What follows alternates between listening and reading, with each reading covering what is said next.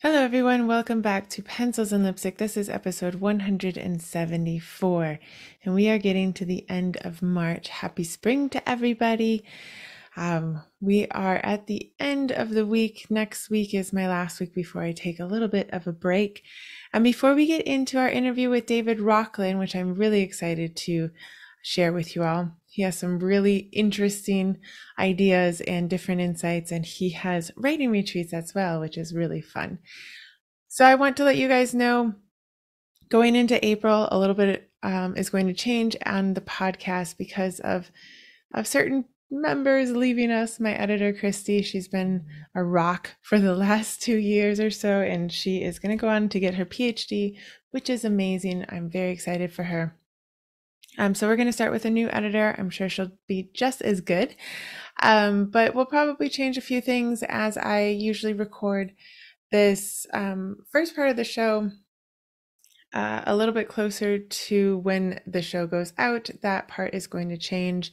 We'll probably be doing just interviews one week, and then me sort of teaching a little bit more the next week. And whether or not it goes every other or we sort of switch it around, we will see. But the episodes will be a little bit shorter. So if it is an interview, it'll be mostly just that interview. So I hope that you guys like that that style. Hopefully you'll stick around and check it out at least. I'll probably always say a little bit in the beginning, but it's just to sort of it might be recorded a few weeks earlier and not as super fresh right then. So as the world turns, right, we talked last week about how we're just going to take a deep breath and get our work done.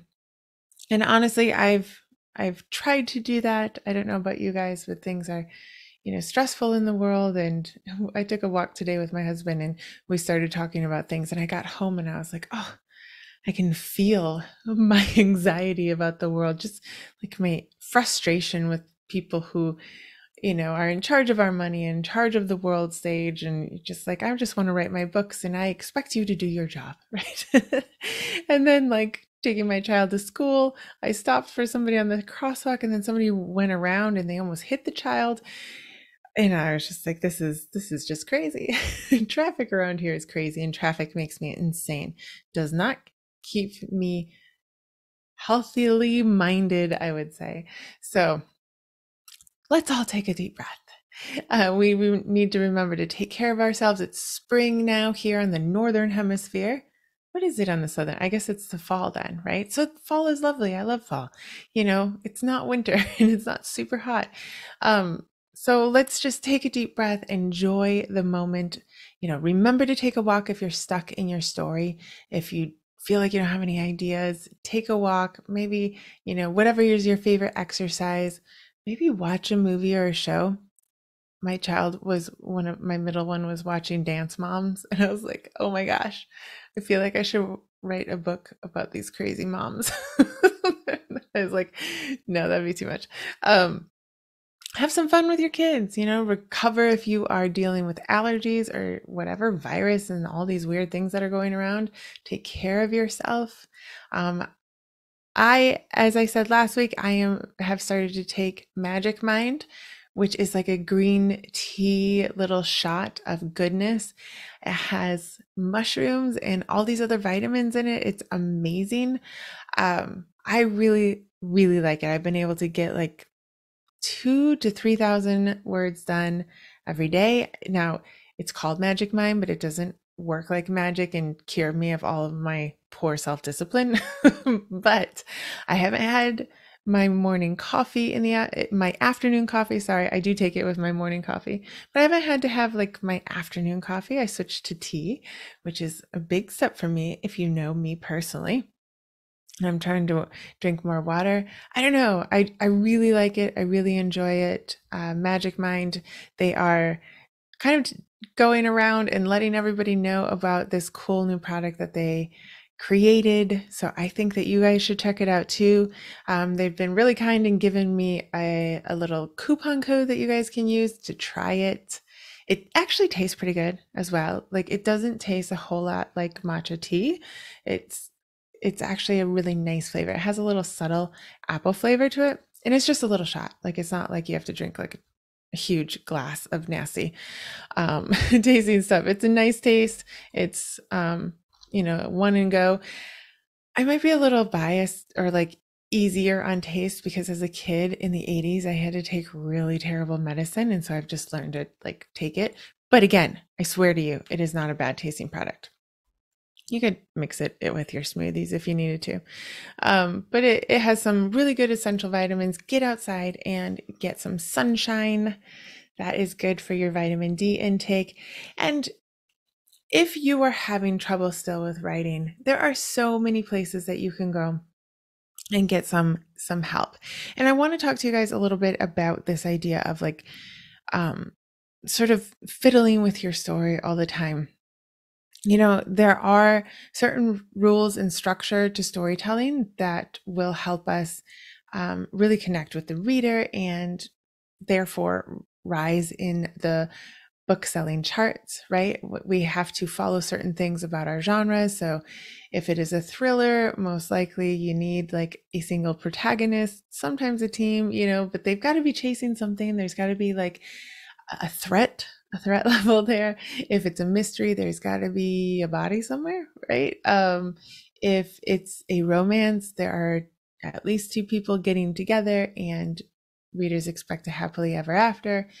Even in thrillers, we kind of expect the guy or gal protagonist to survive, even if maybe there's a few times where they might not survive. So there's all these kind of different rules depending on the genre and rules for storytelling as well.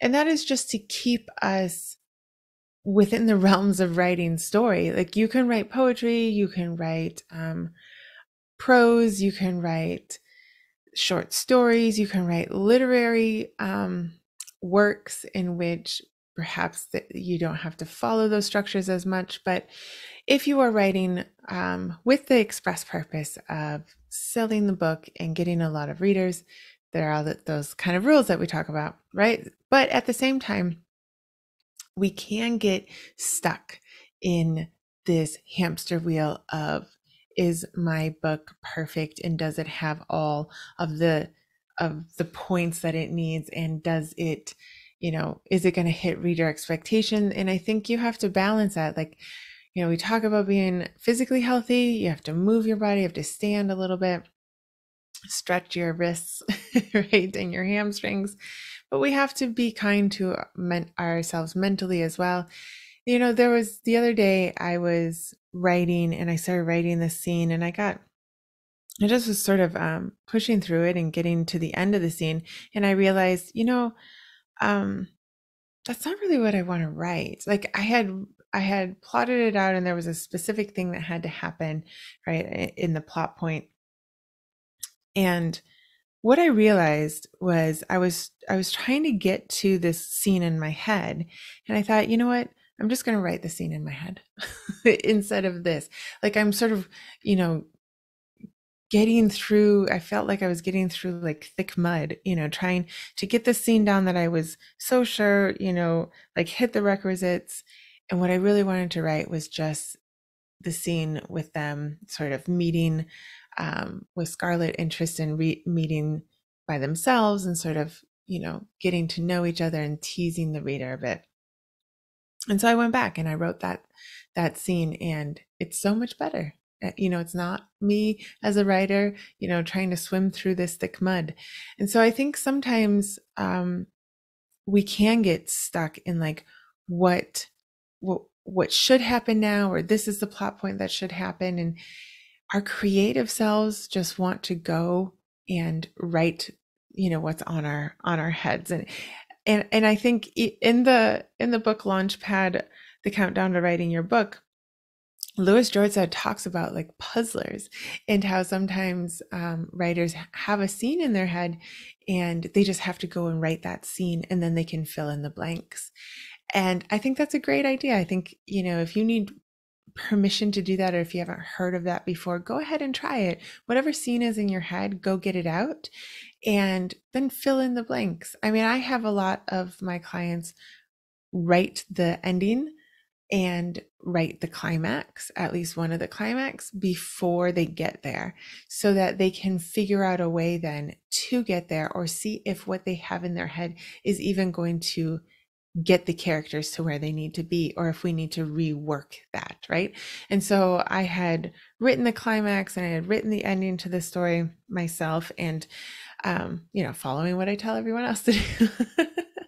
Sometimes we don't do that, but I'm actually trying to do that. And so, yeah, once, and then I thought, okay, then I'll do all these stepping stones to get there. And one of the stepping stones, it just felt off to me. And so you just set it aside. Don't delete it, but set it aside and go on to the next one. And man, it was so much faster to write that next one. And now I have more ideas for other ones. And I don't know if the pizza party scene will happen. I mean, it's cute. Like they have a really kind of cute moment there. But it's like all of a sudden there were too many characters around and I was like, oh, they're going too fast. I need to write this other scene first. So I give you permission if you need it, or if you just haven't heard of it, you can skip scenes, you can skip ahead, just sort of set that one aside and move on to something else. It's better than feeling like you're swimming through mud. Before we go on, I want to let you guys know that you can support the show. It would be great if you did. Just supporting the show over at buymeacoffee.com/pencils and lipstick. The link is in the show notes below. It really helps us keep going. We are a team now of 3, and we're trying to get the podcast to continue weekly. It does take quite a lot of time. So if you like the show, if you feel like supporting the show, we would love to have your support. You can support it for as little as $1. I am thinking about doing a Kickstarter for it in the fall. We shall see. I have like all these ideas, and it's already April. I have to do a Kickstarter for Bended Loyalty and Bended Love, and I want to do a Kickstarter for Pencils and Lipstick, and I just don't know if I'm like allowed to do all of those all of those different Kickstarters. We will see. As usual, there's always so many balls up in the air. Hopefully I can keep them there and not drop them. But if you want to support the show in the meantime, head on over to Pencils and Lipstick. buymeacoffee.com/Pencils and Lipstick. The link is in the show notes. You can also subscribe to my newsletter below. So I have a reader's newsletter in which I talk about my books and other authors' books. I usually run other people's competitions or giveaways, or my own competition and giveaways. I will be having quite a few different things as I gear up for the Kickstarter. I'm actually having a sale going on for Easter. So if you want to read my book based on the book of Revelations, at least that's sort of where the idea came from, and it is a mythological journey book. That's the structure of the story, the mythological journey, but with a female and not a male, and it's called Audience with the King. You can get on my reader's newsletter and you can buy it directly from me for just 99 cents. And then there are other offers in there as well. And so I run offers like that. I always remind people about my short stories that are published. I run different deals exclusively for my reader's newsletter. And if you're a writer, which I assume quite a few of you are, you should get on my writer's newsletter, which is where you will find all of my workshops, and you will find the writing retreats and the information about that. And next week we will have the dates for the in-person writing retreat in Spain. Marcy and I are very excited about it, and I'll be having Marcy on to come and talk to you all about what we're going to do pretty soon. So if you want to be ahead of the game, if you want to have exclusive coupons to those workshops and those writing retreats, I suggest you get on my writer's newsletter. Now, if you want to support the show in other ways other than monetarily supporting it, you can subscribe on all of the podcast apps, whichever one you use to listen to the show. You can share it with your friends, any of your writing friends. That would be helpful. Just let them know that there are some great interviews and some great writing tips there. You can tell your friends about my writing newsletter and my workshops.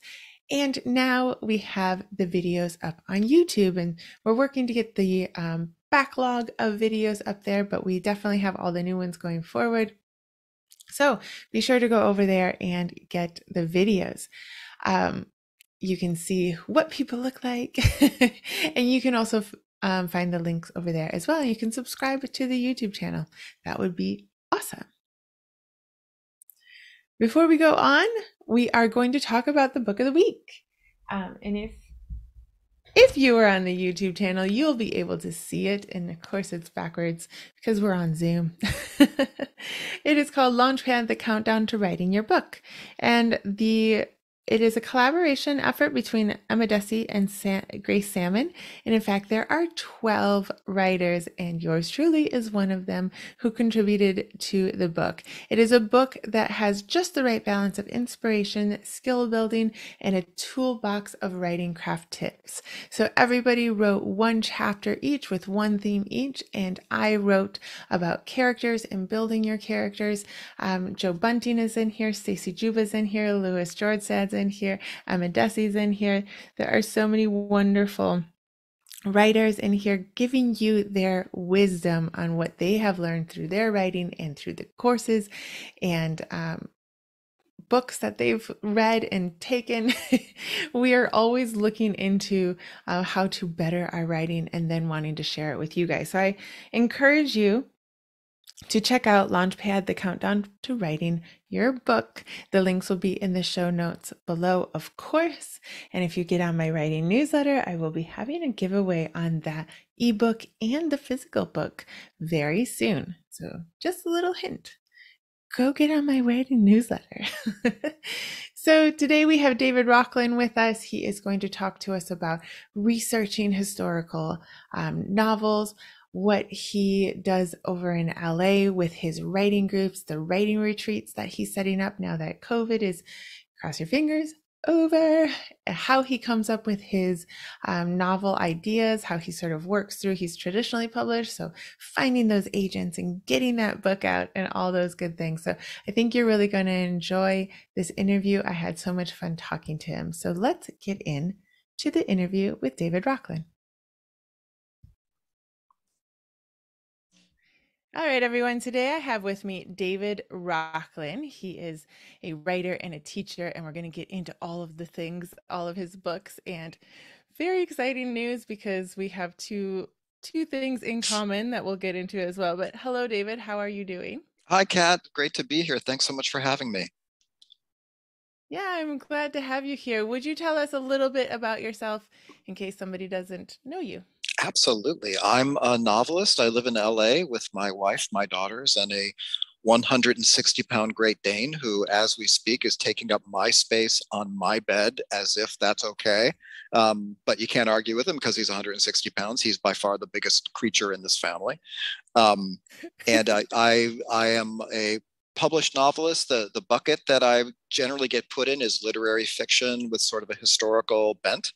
I also host and curate a reading series in LA that's been going for about 10 years now called Rorschach. That takes place in Echo Park, if anyone's familiar with the LA area. And I am just about to launch a writing craft book called The Right Formula. And along with that, there'll be both virtual sessions and a physical retreat that I'll be creating in a beautiful space in Idlewild, California, which is in the mountains just outside Palm Springs, where right now, as I understand it, it's about 6 feet of snow. Yeah, hopefully that will melt by the time you get there. There's a lot of outdoor seating spaces, so you may just want to bring like a nice thermal blanket. We will see. We shall see, right? We don't know. So there are two things there. I have daughters, but my dog is female. So Okay. there's that. Very cool. Very And cool. then I'm very interested in writing retreats. So that's one of the reasons why I wanted to have you on because Oh, cool. after COVID and all the things and huddling down, Yeah. it's Yeah. nice to get out, right? It's funny. The reading series, we maintained it through COVID, but we did it virtually. And on the one hand, Right. what I can say about it is it was lovely to meet readers and writers both who don't live in LA, who wouldn't ever be able to get to the Yeah. series when it's live. And that was great. But I really, really missed not only just the company of people, but the specific company of writers. Being in a room with people who sort of intrinsically understand what the writing life is, and just kind of having that connection, having that vibe, having that sense of community. It wasn't until we came back for our first live show when COVID kind of started to It's still with us very much so. And at the beginning of each show, I always say, I am presuming you're all vaccinated. If you're not vaccinated, I'm presuming you have a mask. And if neither of those things are true, I'm presuming you're leaving now.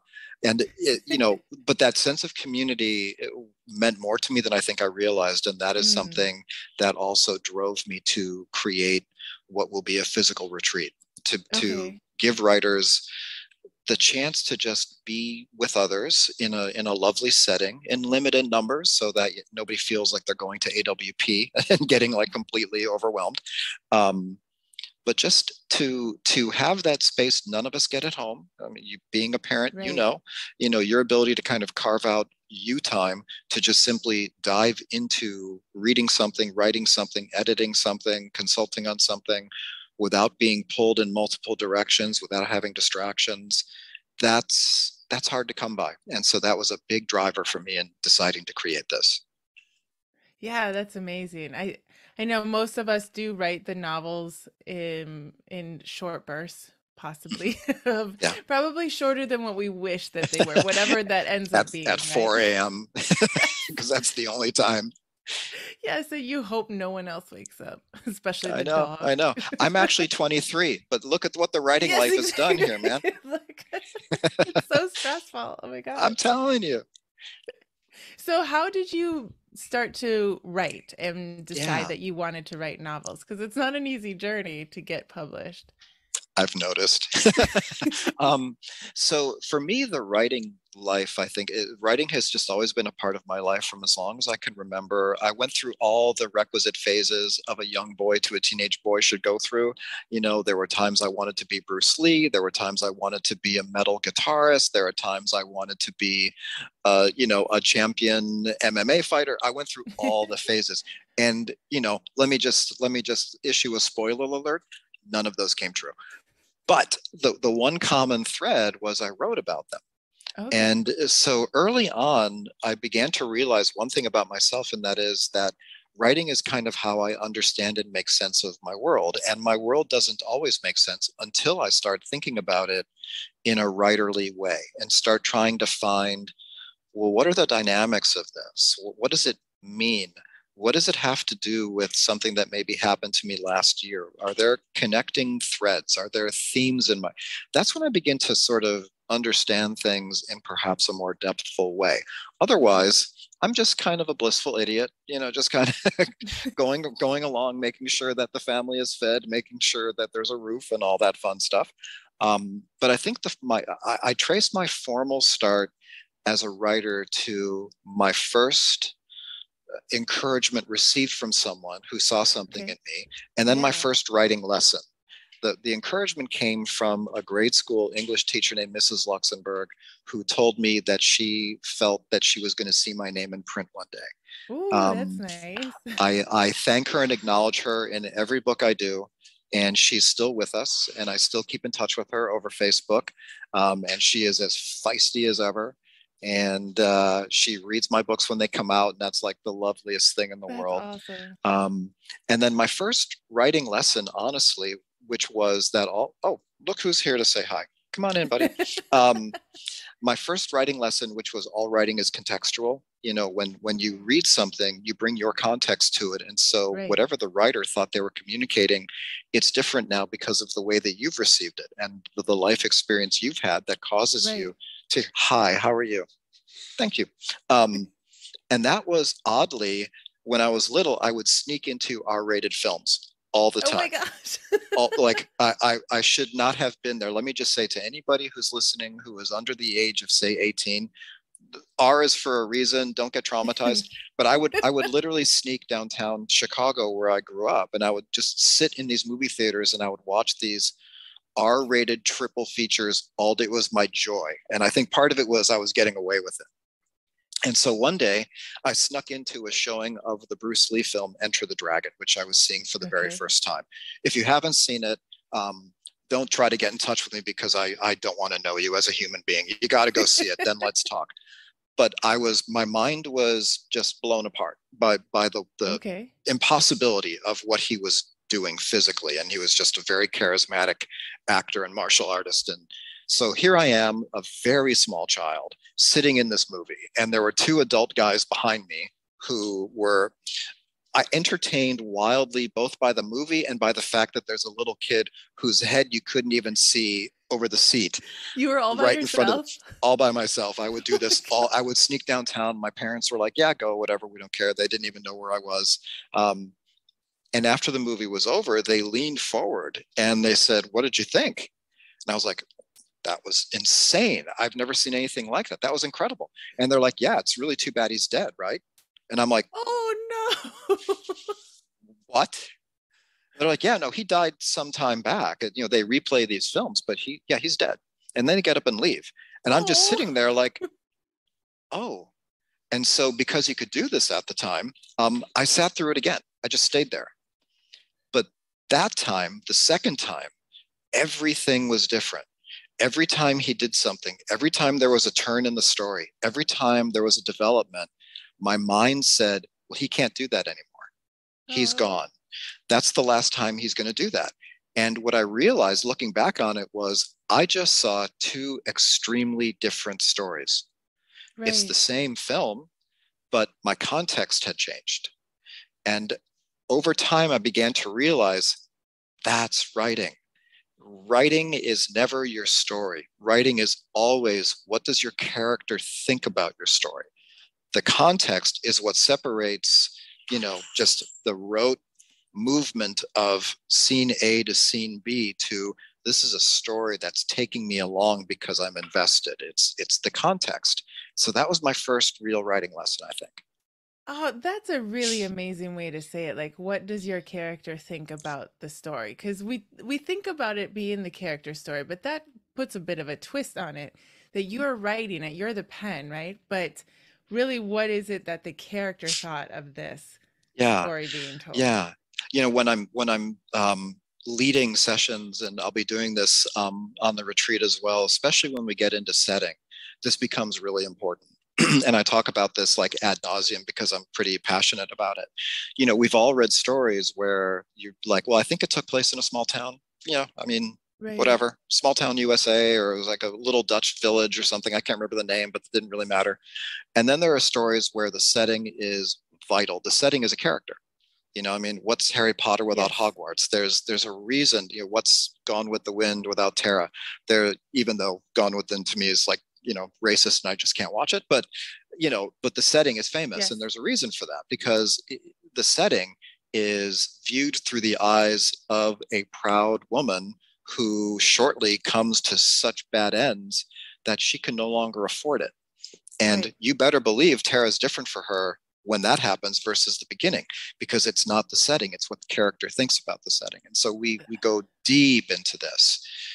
That's so true. And that really makes the reader then be invested in it, doesn't it? Where, like you said, Harry Potter is not Harry Potter without Hogwarts. Like Right, send him to an American high school and it changes the story.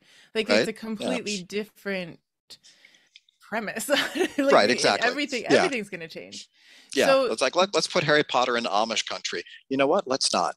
yeah, That's a no, my brain's going crazy Although at that. there may be some fan fiction opportunities. Yeah, go with it. True, you Harry can see Harry what Potter and the happens. butter churn of doom. It just writes itself. But it's true there are certain, I guess I can't think of where the setting, I mean we've all read those books, right? Where the setting doesn't really play a part, and I think it does take away from it, from the story itself. But then there's also when people get the setting wrong, and I think you can really see that in books where like they'll go on and on and on about something and maybe it's Hmm. kind of cool, but it doesn't connect with the book. So what would Yeah. you think that a writer's doing there? Is it just like they're putting in a description because they have to or something? Yeah, yeah. They're doing basically Wikipedia research, and they're just looking sort of at a map, and they're saying, okay, so let's see, my character needs to sail from Kiel, Germany to let's put him in Spain. And so he sailed for a month. And then if you really do a deep dive, you find out, yeah, under under a boat with a nuclear powered motor, you couldn't make it that fast. It's true. And and inevitably, for all writers out there, you what? He wants to For be all part of writers, the he does want. podcast. He's like, did you mention how much I weigh? Yeah, I did. Um, all writers out there, someone's going to catch you. Yeah. Somebody lives there. Somebody knows that route. I always think about it in terms of this old American film that everybody who went to my college had to see. It was called Breaking Away. It's actually a wonderful film. I think it's from like the 70s or something. And basically, it's set on the campus of Indiana University. And it deals with what's called the Little 500, which is a tradition on that campus of a bicycle race. Huh. And it's held every year, and it's like a big giant deal on the campus. And so this film was the backdrop of the story. It's actually a beautiful film about friendship and growing up and figuring out who you are. But there's a scene in the film that when you're on campus, it was literally like Rocky Horror. You'd go to the theater, and when this scene came up, everybody would just start throwing things at the screen Oh no. because the writers basically had the character leave his house, which is on a particular street, and he turns right on his bicycle, and now he's on a different street. Everybody who went to school knows that that's about a 10-mile difference. And Oh, that right turn does not put you on that street at all. And everybody started yelling. And it's funny, but the problem is when you do that in your novel, when you create a setting or create a scene, but it's not grounded in the reality that you've established. And that's different right. than the reality that exists, right? If you Right. want to create an alternative universe, New York, as long as you've established it and established the rules of it, then you get to do what you want. If you want to basically say that the Empire State Building is actually horizontal, that's fine. If it's endemic to your story and you've created those rules, cool. But if you haven't, if you've just simply shortcutted and it's spotted, it's not just like, oops, you got me, I didn't do enough research. I'm out of the story because all I'm Yeah. thinking about is, I may not be conscious of this thought, but as a reader, all I'm thinking about is, well, what else about your story can I not trust? Right. What else is there that Am I in safe hands because you haven't brought your best to this? So should I mm, be reading? I mean, it really has more of a ripple effect than I think writers sometimes think about. So it's like, get those details right or make them up, but make that making up an intrinsic part of your story. As long as you're following your rules, whatever they are, we're going to right. go to whatever alternate universe you want to take us. Yes, yes. I think you're very right about that. That it's that disconnect that you Mm-hmm. suddenly feel and you're no longer invested in it. And then yeah, you've lost trust with your readers and the chances of them picking up another book might not be are Right. pretty low at Yeah. that point. And especially if you're talking about sort of non-traditional publishing, self-publishing, um, a writer, this is just the fact of the state of play with readership, right? The majority of readers are going to gravitate towards names they know. I mean, there's a reason where Hmm. if you look at the New York Times bestseller list, I think Colleen It's the same Hoover is people. like 8/10 of it. Yes. I'm like, who is this person and how are they dominating all of Yep. this? But obviously, there's a strong sense of trust.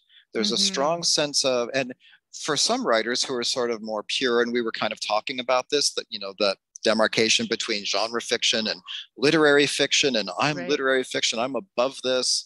It's like, so that means you're starving, is what you're saying? Like, all these like sort of demarcation points, there's a sense of, this writing is more worthy than that writing. All writing is taking root in the reader. The reader is different for having read it. The reader Right. values the experience of those words. The reader is carrying those words forward. When the reader remembers a time in their life, it may be tied to a song, may be tied to your book. Yeah. And you don't That's know that, but you don't know how much your writing matters to someone. But since readers tend to gravitate towards writers they already know, when a reader says, you know what, I'm not familiar with this Cat Caldwell, but I really like the cover, or I love the description on the back jacket, I'm going to give this one a go. I mean, I don't want to pile pressure on people, but as a writer, it's not just, well, I hope I convince you to give me another try. I hope you like this story. It is also, I hope you'll give a try to other writers you don't know. right. So we have a bond with each other as writers. We've taken the kind of unspoken pledge that drivers take when they hit the road. I promise to keep you other people safe. I'm not going to go crazy. I'm not going to drink. I'm not going to be stupid.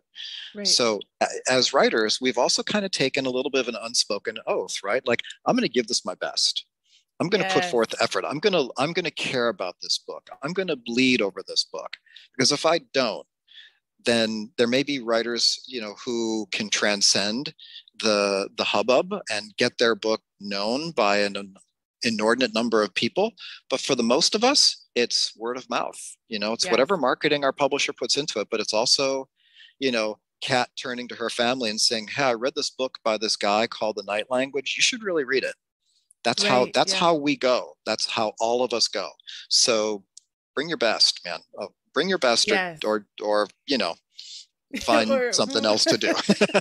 I've been talking about this for probably a year now with anyone listening to the podcast. They might be tired of me, but I'm I know that writers usually we have some sort of talent, right, or some draw to it. But at the same time, there's a lot to learn about this. And I think that ties into this trust that we have Yeah, between writers and readers, right? And they're trusting us that we're putting forth our best. And I try yeah, to encourage everyone to, of course, the book that you write in the moment should be the best that you can do at that moment, right? We can't know everything. And if we waited till we knew everything, we'd never write a book, but at least put forth your best and understand the craft.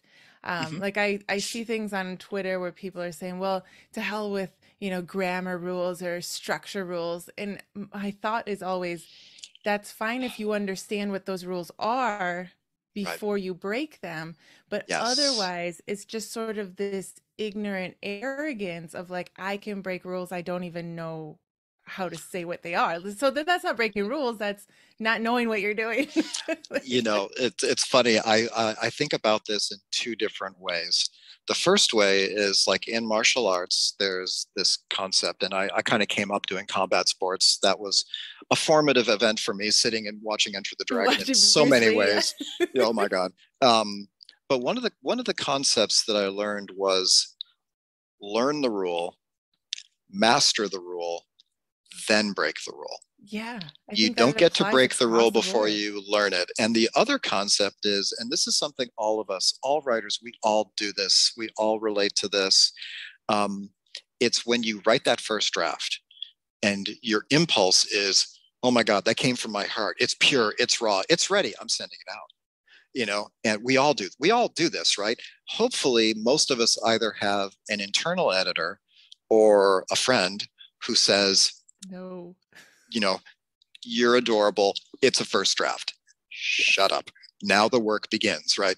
Right. But I fully understand that impulse of, oh my God, it's raw, it's ready. I'm so transgressive. I've crossed all the boundaries. My sentences don't even make sense. They don't even begin. It's like, that's lovely. That's cool. But you may think you're communicating something, but what are the chances that communication is going to be received the way that you thought? Yeah. So, if it mattered so much to you to tell this story, whatever the story is, it might be a poem, of 2 or 3 lines, or it may be a 600-page novel in parts, whatever it may be. If it mattered so much to you, that, Mm. and all writers, we understand this, right? You bleed over those pages. You think about them when you're not writing them. You come back to them over and over and over again before you ever set pen to paper or finger to pad. If it mattered that much to you to do it, it probably matters to you in terms of how it's understood, right? We all Right. have put something Right. out, given it to a beta reader, and they're like, it's the conundrum of the writing workshop, or when you're dealing with an editor or something, where they hand it back to you and you get 3 different pieces of criticism on the same issue, and they're all different, and you're like, who do I listen to? They're What all do I different. do? It's like, no, that's data. What it's telling you is whatever you thought you were communicating, it's not coming across the way you Right. thought. So now you have a Right. Right. decision to make, but that decision should never be, I'm one and done. I Yeah. threw it down on paper, it's ready, unless where you're taking it is to your drawer, which is awesome. make it pure. Look back on it when you're 90 and go, look at me. I was adorable at 17. Look at the thoughts I had running in my head.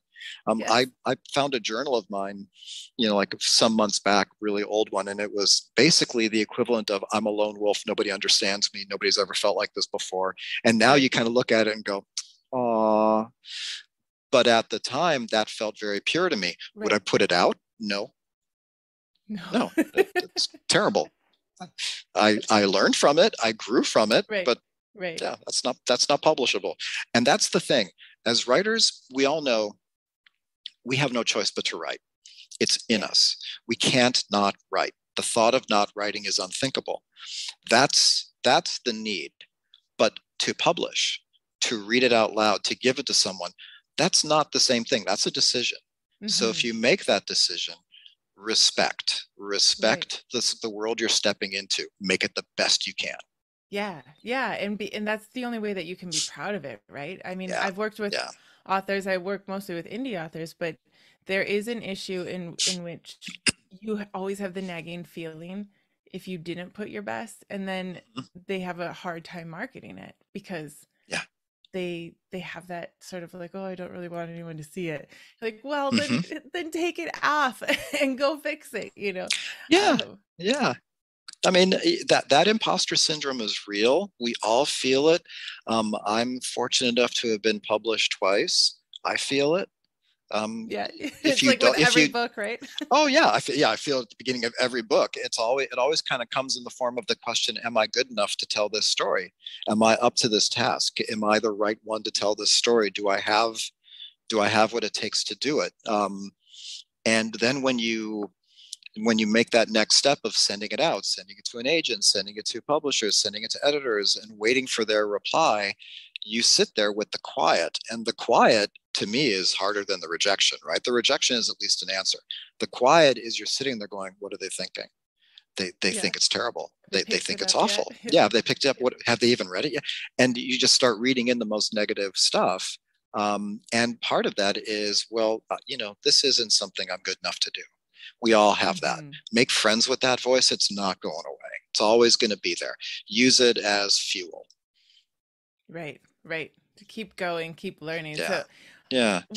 so you have two books that are, Mhm. like you said, typically more like literary fiction with a historical bent. You have Yeah. really interesting stories. So one is called, your first was The Illuminist, right? The The Luminist. luminist. Yeah. Mhm. Illuminist, I have to pronounce that right. It's a And the hard one. second Yeah, is it's a hard one. and again, it's a night language. So Mhm. how Yeah. how is your writing process? Like, how do you come up with these stories? Like, they're very different. If you want to give us a little blurb on each Yeah. one, and then what is your process in research and writing, and maybe if you're plotting or what, all that stuff. Yeah. What's funny about how do I come up with them is I I almost feel like I don't. It almost Mm, feels like they find me among others and they say, you're the home I'm supposed to be in, right? And it's just up to me to recognize that they've found me for a particular reason. And so for me, all my books, all three of them have started with, it first starts with an image. It may either be mm, an image I'm seeing, like The Luminist started with an image that I saw at the Getty Museum in LA. And then the image is essentially married at some point to a little fact, a little kernel, a little nugget that's of no interest to anyone but me. And somehow that image and that little fact collide and they start throwing off sparks and a fire starts and now I can't look away from it. And that's happened all three times. So the Luminist that's cool. actually arose from a photographic exhibition at the Getty in LA of early Victorian era photography back when it was just beginning and nobody really knew what they were doing. They had an exhibit of a woman named Julia Margaret Cameron, she lived during the Victorian era. She lived for a time in Ceylon, which is now Sri Lanka. She was married to a director of the East India Trading Company. And the images I thought were just gorgeous. I found her to be really transgressive and cool because she essentially stepped through all the boundaries that were put up for women at the time. Mm, She insisted on this as her artistic expression that was unheard of. And I'm like, what a badass. I would love to kind of know a yeah. little bit more about her, but I wasn't really thinking about it as a book. I had kind of my obligatory drafts of terrible books in my drawer, and had kind of begun them. And the one thing I can say about myself is I've never like not completed it. But I have my terrible novels that will never see the light of day because I like people and I don't want to do that to them. But I hadn't really found my voice, I think. And then, so because I became interested in her, I read a biography of her. And out of all the pages of the biography, there was one sentence. That was it. And the one sentence was, she lost a child at birth.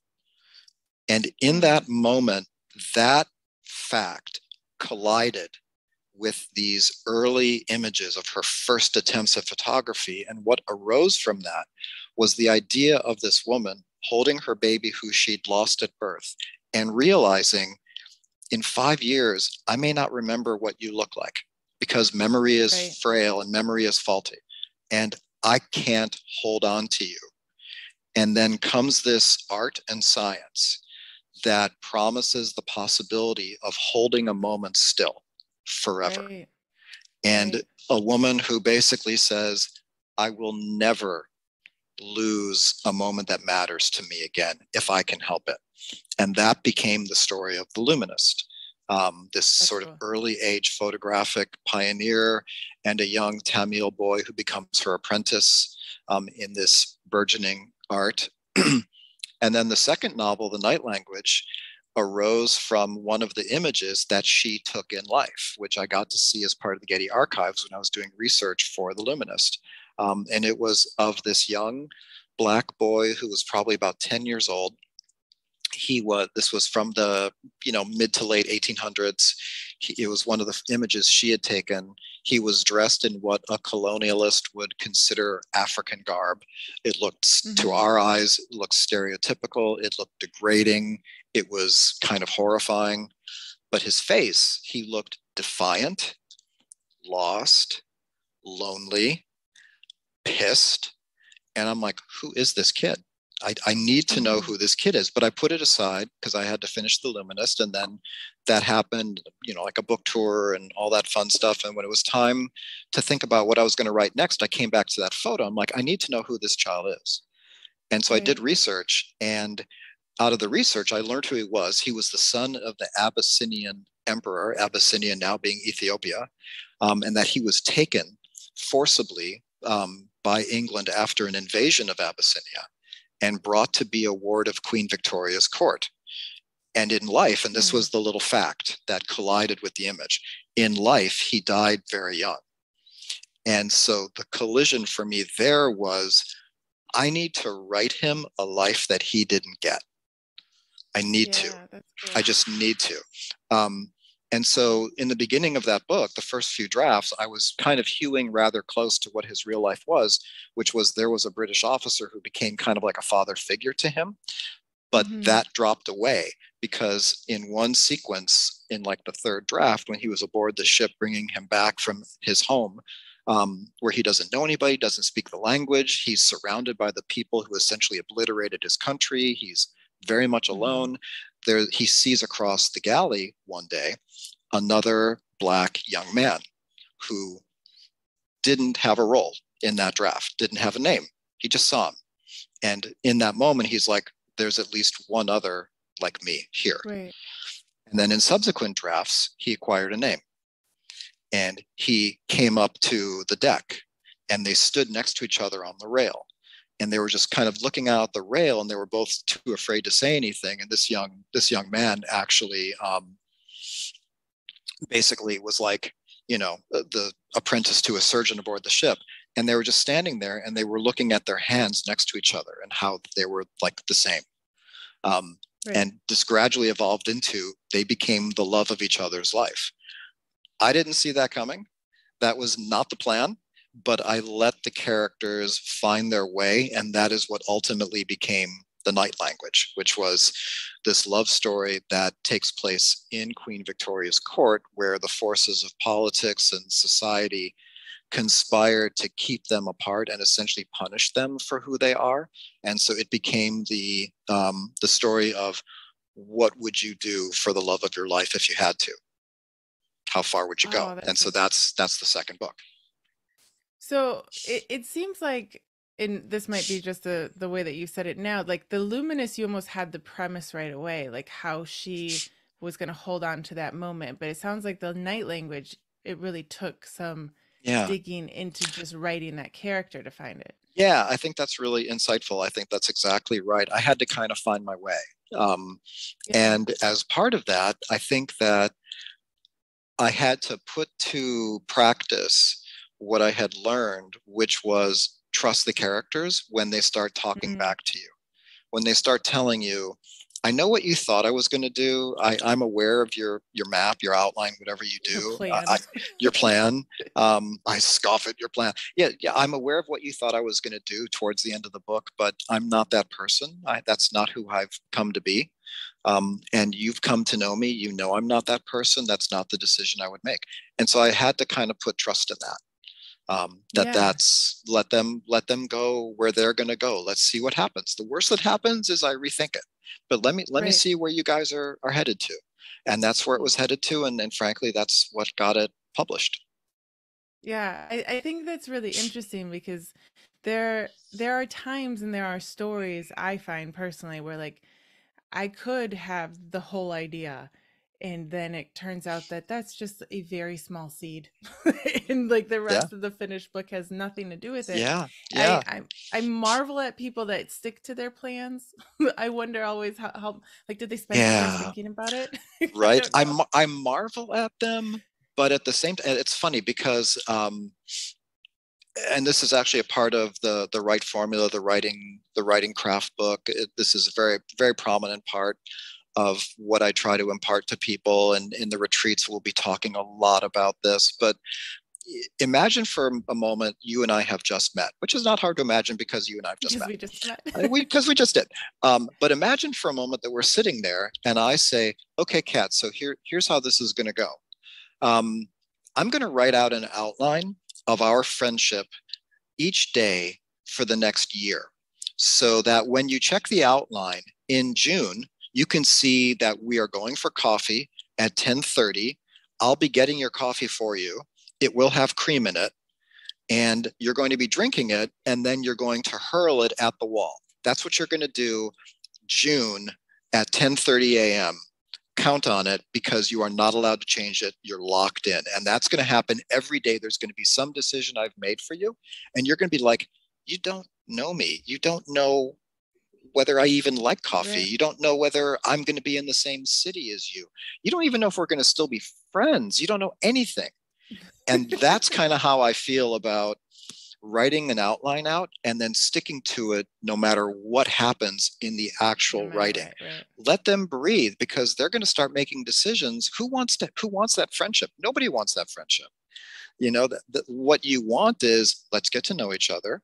Let's determine who we are in our various situations. Now let's talk about what we're going to do in an informed Yeah. way. And that to me is sort of where the writing process, the whole process of getting from A to B to C to D, that's where it is. It's not necessarily in that first plan. It's great to have it because it kind of gives you a little bit of a guide, but don't be afraid to deviate from it. That's where all the good stuff is. Right. So let's talk about your craft book. It's called The Right Formula. Mhm. So Yeah, WRITE, right? How because did I'm the so idea clever. come about?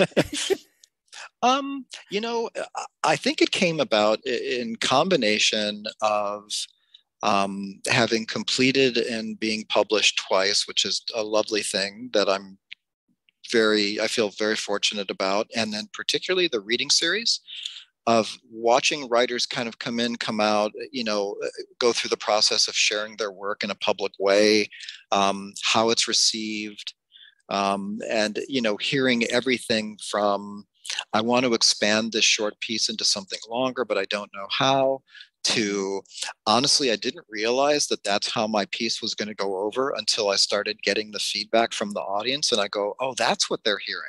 I Mm, didn't really get that right away.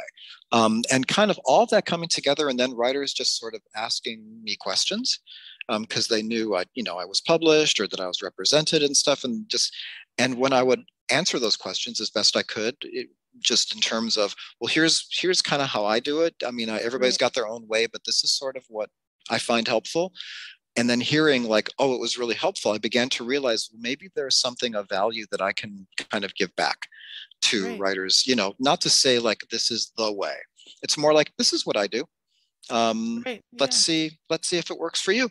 Um, and so that's really the spirit of it, is not to kind of say, I have cornered the market on writing techniques. It's more like, this is what has really helped me. And it gets me through those writing phases that we all go through, everything from I'm just not sure where to take this idea, or how much research should I do, or I don't really know where to drop a flashback in. How do I figure that out? To how do I deal with criticism? How do I deal with rejection? Yeah. Um, I've been through all of those, and it's sort of like, well, here's what's kind of helped me. I hope it helps you too. Yeah, yes. I tell people all the time, anyone I'm working with and myself, there are so many ways to do things. This is an art form, right? Yeah. But again, we have to look at the different ways that people do things and learn from them. I think in Mm-hmm. order to find our own way, right? Like Yeah. it will probably be a marriage between what you say in the right formula to what a writer's doing now to maybe what they find outside, right? Because in the Yeah. end, it's art and it's just our brains and we It have to get is. it. But it can be really helpful to see what other people have Oh my done. God, yeah. I mean, it's an oft repeated axiom of writing that if you want to be a writer, read widely, read Yeah. outside your area, read everything. I've learned from so many writers of so many different types of writing. I had a writer friend who kind of wrote on sort of a contract basis for Harlequin. And Okay. just the techniques that she brought to the notion of keeping that pace, keeping the plot moving, Right. incorporating certain elements. I mean, it was, kind of interesting the way that they did it, because it was like by page such and such, you need to have this. Yes. And it You was have very to have sex. interesting. Yeah, there's got to be sex. Which so that I learned from everybody, and sort of the cliches of writing is that genre fiction is usually written poorly, but it moves like lightning. The plotting and the pace is great. Literary fiction, oh, it's written beautifully, but it just sits there. It doesn't go anywhere. It's just somebody walking around New York for 5 days thinking about their life, and it's boring as shit. And it's like, those are the cliches. And the Hmm. truth should always be, marry all of them, Right. marry them together, put them together.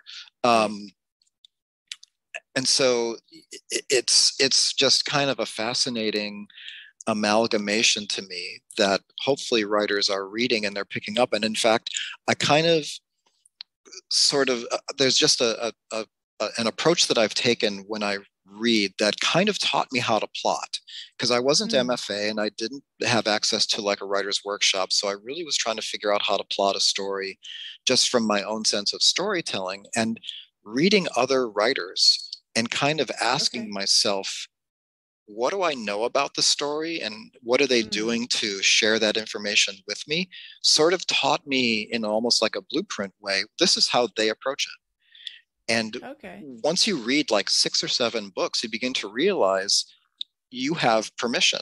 There are so many different ways to structure a plot. There are so many Right. different ways to drop in little things. There's not a one formula that fits all that must be adhered to. You have freedom.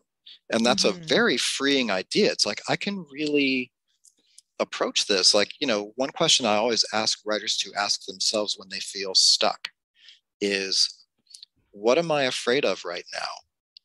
What am I afraid of doing that's causing me to hesitate? Like, am I afraid that if I do such and such, it's not publishable? Am I Mm. afraid that if I say such and such, it's offensive? Right. What am I afraid of? And then do that thing. And then do it. Yes. Yes.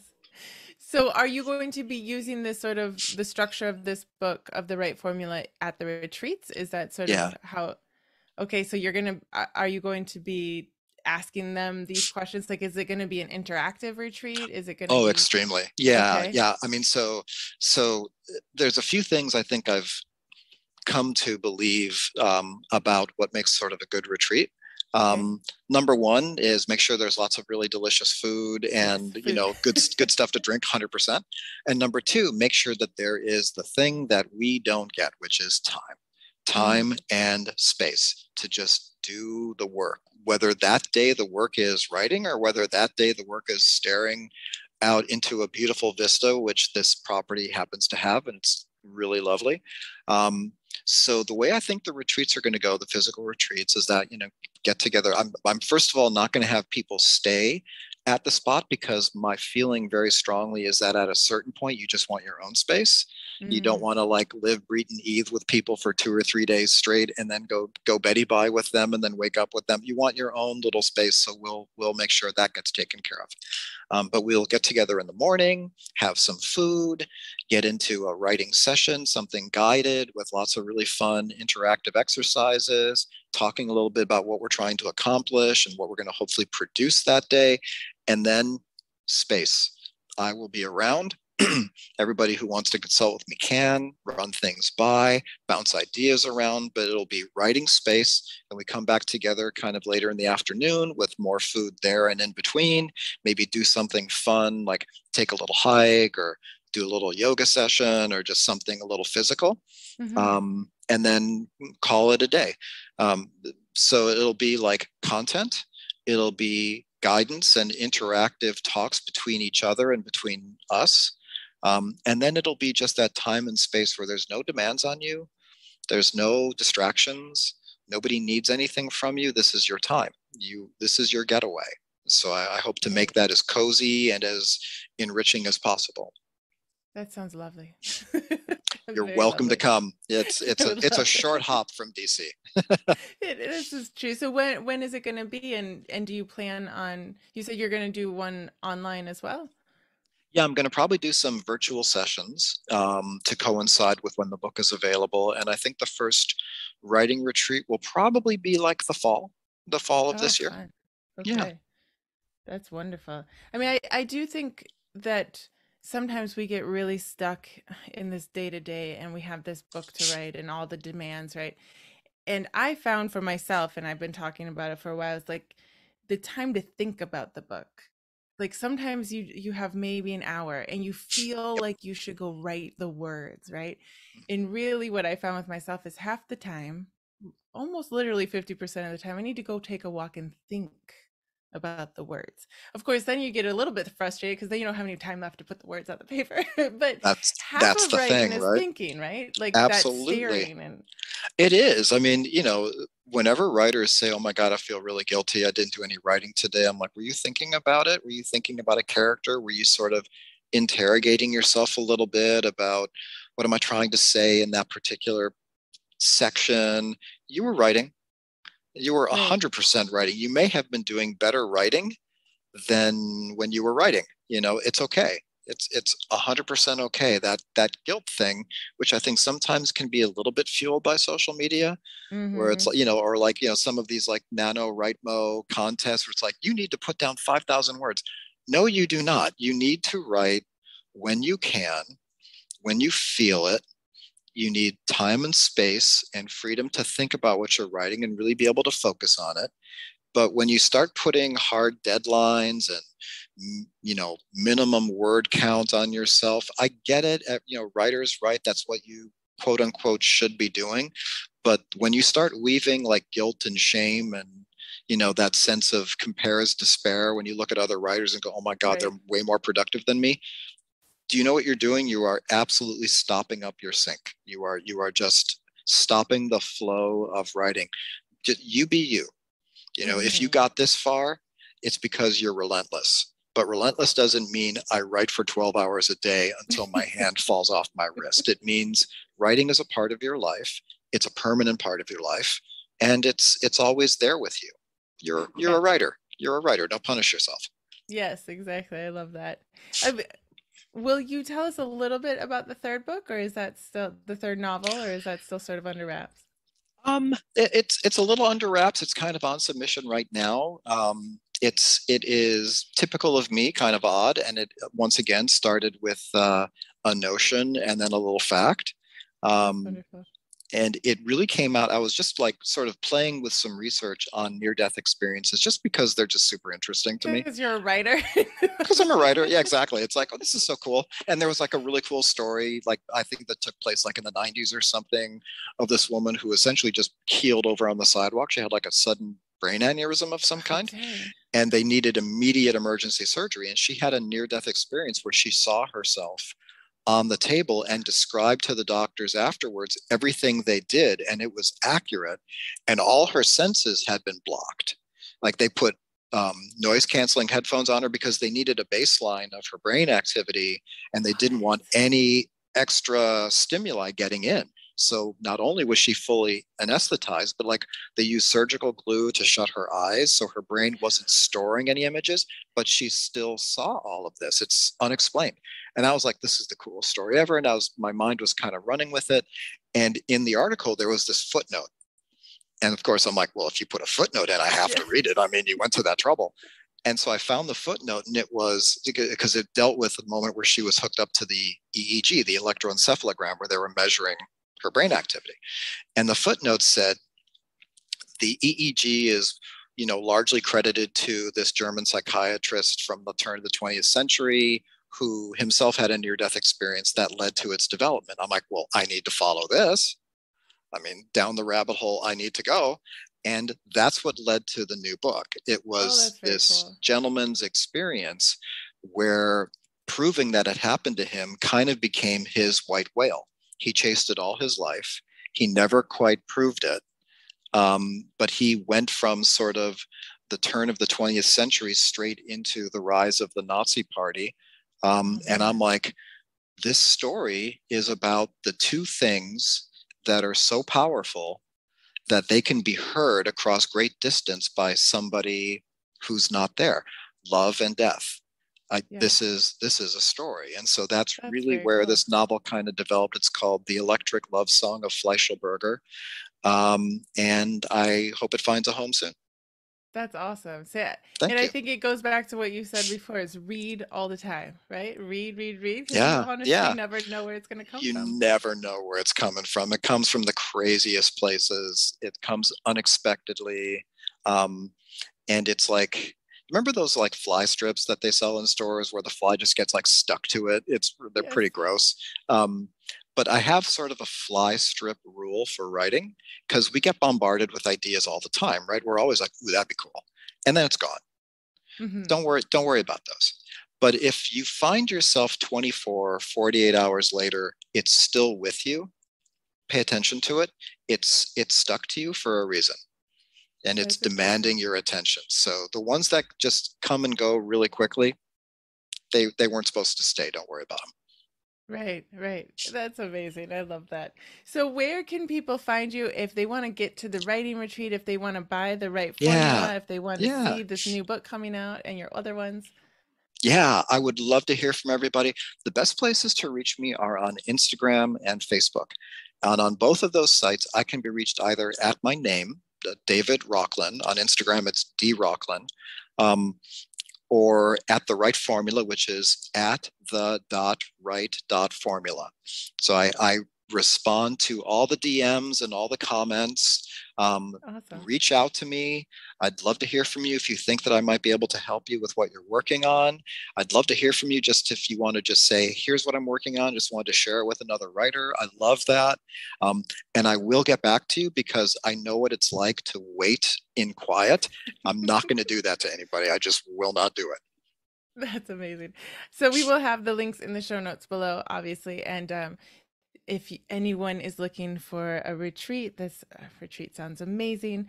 And definitely follow David so that you can find out when the new book, The Electric Love Song of Fleischl, I'm not going to do Fleischl, it. yeah, Fleischl. Fleischerberger. That's Hmm. a great, great title. So Thank you. thank you so much for coming on the show. I really appreciate it. Thanks so much for having me. This was fun.